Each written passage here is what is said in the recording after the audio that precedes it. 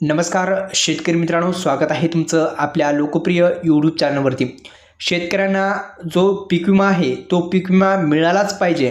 मित्रांनो, पीक विमा जो आहे तो शेतकऱ्यांच्या खात्यावरती हा द्यायलाच पाहिजे, कारण की अनेक दिवसापासून शेतकरी बांधव प्रतीक्षेत आहेत या पीक विम्यासंदर्भात। म्हणजेच शेतकऱ्यांच्या खात्यावरती जे 17,000 रुपये हेक्टरी पीक विमा येणार होता त्या अद्यापही शेतकऱ्यांच्या खात्यावरती टाकण्यात आलेला नाही। तो पीक विमा लवकरात लवकर सरकारच्या माध्यमातून जी काही कंपनी असेल पीक विमा कंपनी, त्याच्या माध्यमातून सरकारच्या माध्यमातून जो पीक विमा आहे तो मंजूर करून लवकरात लवकर आधार संलग्न बँकेमध्ये हे टाकाय पाहिजे। अत्यंत महत्त्वाचं अपडेट आपण जाणून घेणार आहोत। व्हिडिओला शिवाय लाईक करा, चॅनलला सबस्क्राईब केलं नसेल तर सबस्क्राईब करायला पण विसरू नका। या व्हिडिओला लाईक करा आणि हा व्हिडिओ आपल्या मित्रांसोबत शेअर करायला पण विसरू नका।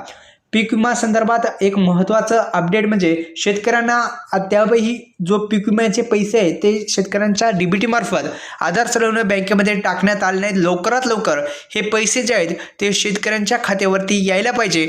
मित्रांनो, हा पीक विमा जो आहे तो आपल्याला सर्वांना माहिती आहे, अतिवृष्टी नुकसान जे काही पॅकेज जाहीर झालं त्या पॅकेजमध्ये पीक विम्यासाठी हेक्टरी 17,000 रुपये देण्याचं आश्वासन हे राज्य सरकारच्या माध्यमातून देण्यात आले होतं, पण अद्यापही हे आश्वासन पूर्ण झालेलं नाही।